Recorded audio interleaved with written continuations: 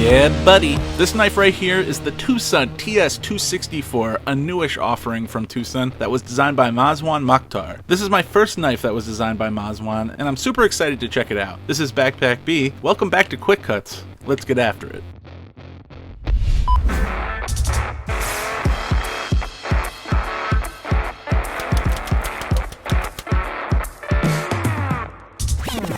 What up, guys? It's your boy Brent. Thanks for stopping by. I'm so happy you're here.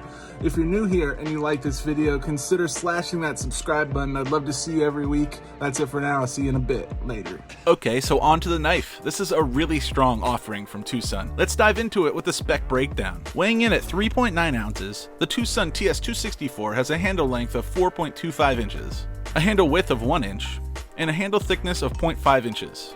It has a blade length of 3.25 inches, a blade width of 1 inch, and a blade thickness of 0.125 inches, giving the TS264 an overall length of 7.5 inches. It features a frame lock, M390 steel, TC4 titanium handle scales with carbon fiber inlays, a milled titanium pocket clip, KVT ceramic ball bearing pivot system, thumb stud deployment, and a flat ground drop point blade. Let's take a closer look at this bad boy with a knife overview. Starting with the show side of the handle, you can see this beautiful titanium handle scale with a clean carbon fiber insert. The carbon fiber is done very well, and it sits flush with the titanium scale all throughout the handle. There's no visible unevenness and no carbon fiber sticking out above the plane of the titanium. It's very polished and smooth carbon fiber, which I actually like the looks of, but it is without a doubt slippery and could benefit from some texturing. Now, if you look closer at the titanium part of the handle, you could see a subtle milling pattern that adds a small bit of visual eye candy to the TC4 titanium areas. The pattern consists of small parallel milling lines, and this is a technique that I have seen a bunch in other TwoSun models that I've handled, and I think that it works nicely here. Moving on, here you can see the thumb studs and a cutout of the blade tang that's echoed in the bottom right of the scale here. These cutouts interact when you deploy the knife, so we'll see that in a bit, but I do like how they relate to each other in the closed position as well. Finally, the polished hardware is an accent that contrasts nicely with the carbon fiber. The screw on the left side is size T8, and over on the right side we can see the pivot pin hardware. Let's move on to the spine of the TS264, and we're met with a pretty unique spine that makes it feel as if this knife is an integral handle in a way. It certainly would have been cool if they made this bad boy an integral knife, but obviously that's much harder to do, and it ups the cost of production by a good amount. As you can see, the titanium scales are sitting flush against each other, and there are 5 equidistant holes milled out of the spine that not only reduce weight, but also add a unique and memorable design feature to the overall knife. Moving on to the lock side of the knife, and here you can see this beautiful milled titanium pocket clip. I think the clip is great. It's really well integrated into the knife from a design and functionality standpoint. The way it mimics the arc of the spine of the blade handle makes it feel very cohesive. On the side, you once again see the titanium handle scale with carbon fiber insert and the polished hardware. The pivot and the clip screw are size T8. Here you can see the frame lock. It's actually like a sub-frame lock. The titanium lock bar sits underneath the carbon fiber insert. The lock bar has a hardened steel insert held on by a size T6 screw, so all around it's T8 except for the lock bar. Fun fact, the thumb studs on the TS264 are also T8, which is a nice little touch, so they are easily removable if you want to replace them or remove them for sharpening. Let's check the centering out, and that blade is a strike right down the middle. And with that, we've arrived at my favorite part, the almighty thwack test. And here we go.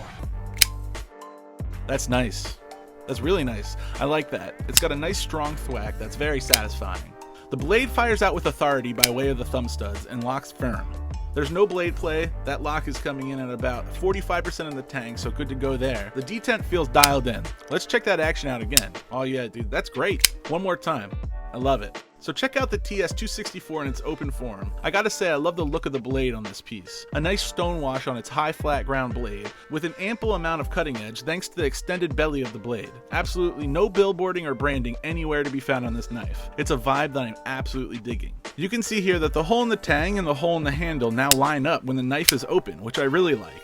It seems to unify the handle and the blade, and overall I love the flow of this knife. It feels very organic with rounded features and no sharp corners or edges, which ultimately translates to great ergonomics and comfort in hand. Alright, let's move on to standout features. The first standout feature of this knife is the materials and the fit and finish. The TC4 titanium is milled to borderline perfection, mixed with extremely well done inlays. I really like the subtle parallel milling lines that you could see throughout the titanium areas. The M390 blade is great. It's an amazing steel choice that holds an edge very well. well. I really like the stonewash blade. I find that I'm not a huge fan of TwoSun satin finish. I always struggle to keep my fingerprints and smudges off the blade, so it's nice to switch it up with a finish that takes way less maintenance. I love the polished hardware and the way that they contrast with the dark carbon fiber and the gray titanium. And I love the fact that there's zero branding on this piece. There's only a small M390 steel stamp. It's awesome. The next standout feature are the ergonomics. This piece is an absolute joy to hold, and as I said before, the organic nature of the curves and flow of the design translate to highly functional ergonomics. You can easily get 4 fingers in the bottom area of the handle. You can choke up a bit with this sort of half-forward choil, but I find it overall extremely inviting. The top of the handle seems to melt into your palm seamlessly, and there's a nice dip in the handle to accommodate your thumb. It's obvious to me that Mazwan spent a lot of time working on the handle, and I think that he hit it out of the park with this design. On to the third standout feature, which is design. This seems to be an area that TwoSun always does well in my opinion, but more specifically when certain designers are attached to their projects. Although this is the first Mazwan Moktar design that I've had in hand, he is, in my opinion, one of the TwoSun collaborators that I've been most interested in recently, alongside Tepe Designs and Jelly Jerry. And let me say, this piece does not disappoint. This design seems very considered in terms of both aesthetics and functionality. And finally, the last standout feature of this piece are the tolerances. This thing is a tank that feels like one solid piece of metal. Although it's not an integral design, it really does feel like it is, because the titanium scale is sitting flush on the spine of the handle. The tolerances feel very solid throughout the whole piece. There is zero play to be found anywhere. One of my pet peeves is knife rattle from loose pieces, and there's none of that here.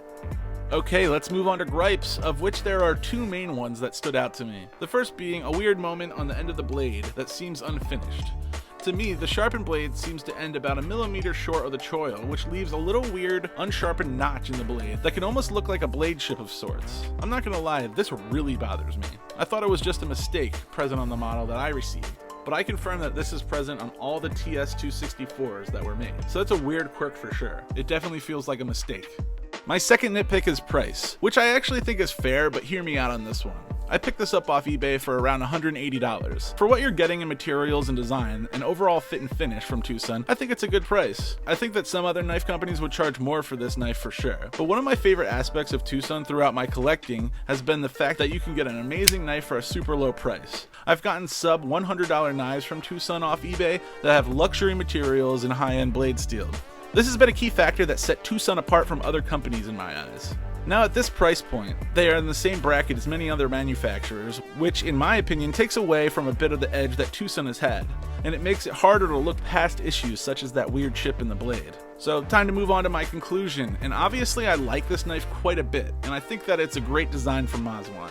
The only thing that really bothers me is that strange chip area that I've talked about multiple times, and it really just feels unfinished. While I do think that the design and materials of the TS264 are amazing, and I'm a big fan of the knife overall, the $180 price point makes it harder to recommend this knife when there are a lot of other good options out there that you could get for the same price or less. That being said, I would only recommend this knife if it speaks to you personally from a design standpoint, and you're willing to overlook that one weird flaw. That's it for me, guys. Back, be out. Deuces. See you next time.